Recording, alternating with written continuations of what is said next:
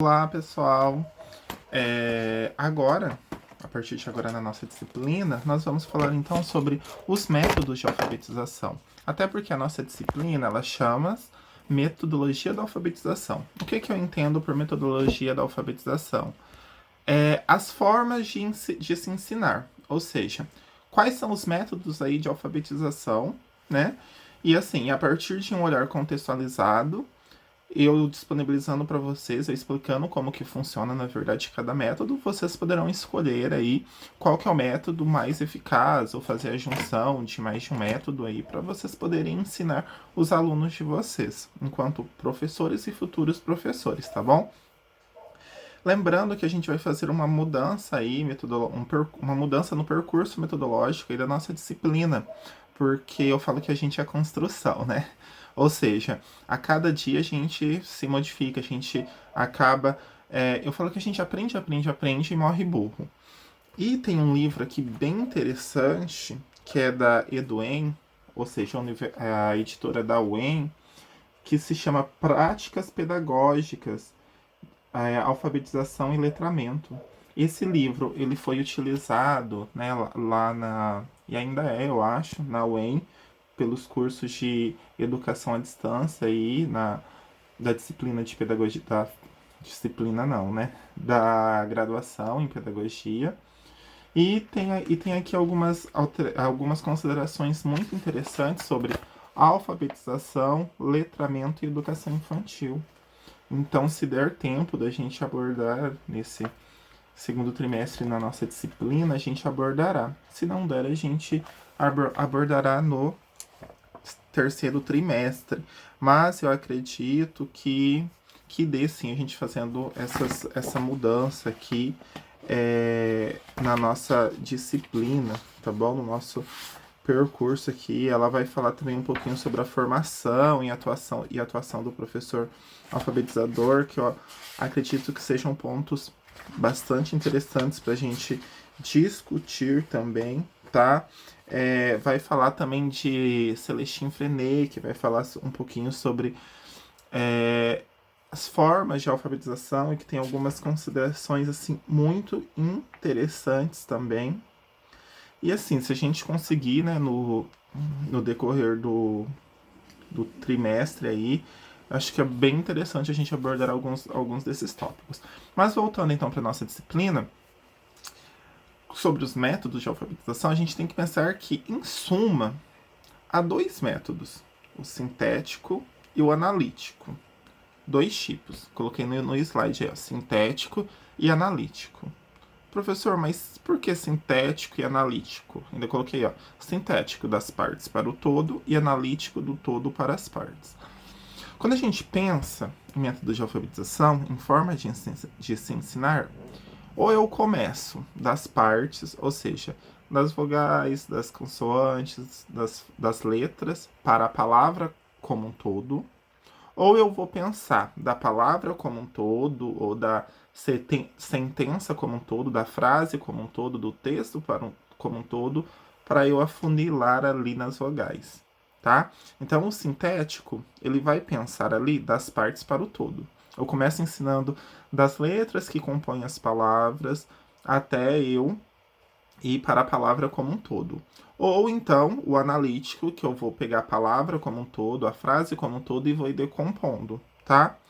E há ramificações, claro. Então, por exemplo, do método sintético, eu tenho lá o fônico e a silabação, tá? Ou soletração também. E eu tenho no analítico lá, eu tenho a palavração, a sentenciação e o global. Como assim, professor?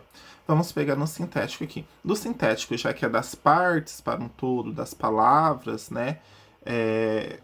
Para um todo, das palavras, para as sílabas, para os textos. Então eu tenho ali. Como que eu vou ensinar? Pelo som, que é pelo fônico, ou pelas sílabas, que daí nós entraremos lá na silabação e na soletração, tá? E no analítico, eu vou ensinar, eu vou entender esse todo aí, ó, do todo para as partes, eu vou entender o todo como palavras, como sentenças, né, como frases, ou como ou o texto como um todo, de modo global. Então é o que subdivide essas classificações aí, tá? E então nós vamos abordar agora o método lá, começando pelo sintético, o método fônico. Ou seja, os fonemas, os sons, tá? Que as letras têm sons, né? E começa a ensinar então o nome desse som, tal, tá? Tem bastantes teóricos aí que estudam esse método, entre eles Fernando Capovilla. E o método fônico é um método que, na verdade, está atualmente como o boom, o auge aí, nossa, o top das galáxias aí, e que o governo, então, colocou o método fônico como mais apropriado para a alfabetização das crianças. Só que eu ressalto novamente, cada um é de um jeito. Muitas vezes o método fônico funciona com um aluno, mas com o outro não funciona. Um exemplo, autistas. Autistas, em sua grande maioria, não funcionam com método fônico de alfabetização, tá bom? E aí o método fônico, ele vai ter algumas outras ramificações também, tá? Como o método da casinha feliz, o método da boquinha, que muitas pessoas falam que é diferente do método fônico, tá? E então, vamos lá começar então pelo método fônico. Coloquei lá que método fônico de alfabetização é o sistema que consiste em ensinar os sons da primeira letra de cada palavra. A partir daí, a pronúncia completa do vocabulário é construída a partir da mistura de cada som, permitindo que a criança leia toda e qualquer palavra. Enfim, gente, eu vou ensinar as letras e os sons dessas letras. A partir de então, eu vou começar a misturar esses sons e permitir que a criança leia toda e qualquer palavra. Por exemplo, o B mais O, boca. O C mais A, K. O surgimento dessa modalidade surgiu lá na década de 80, criticando, né, os métodos alfabéticos e de soletração. E vamos lá como funciona esse método, tá? Coloquei lá que a proposta do método fônico é ensinar os sons das letras antes de simplesmente entregar o livro para uma criança ler. Quando alguns deles forem apreendidos, o próximo passo é combiná-los de forma a construir uma palavra. Os principais objetivos do método fônico de alfabetização são mostrar à criança que cada palavra tem um som diferente, relacionar as letras que representam determinados fonemas, quando é preciso mudar uma ou mais letras para formar uma palavra diferente, identificar os sons de que cada letra represente e juntá-los para conseguir ler. Há diferentes formas, então, de se ensinar, de aplicar o método fônico, tá?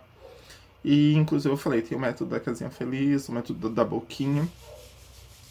E, então, coloquei ali, sua aplicação em sala de aula deve ter como suporte materiais didáticos diferenciados, como alfabetos móveis, letras, textos desenvolvidos por critérios semânticos, fichas e listas de palavra. Vamos lá, pessoal, para o passo a passo, então, de aplicação aí, né, ou de ensino do método fônico de alfabetização. Primeiro, gente, vocês têm que ensinar as letras através dos seus sons, tá? Então, o mais indicado é começar por histórias, tá? Criadas para ajudar a criança a identificar o quê? A relação existente entre fonema, letra e som, tá? Grafia, fonema, letra e som. E depois, a gente também tem que mostrar à criança a letra e como é o seu som. E a gente pode citar, então, exemplos de coisas conhecidas pela criança, cujo nome significa, ou cujo nome inicia, na verdade, né, justamente com aquela letrinha com a qual se está trabalhando.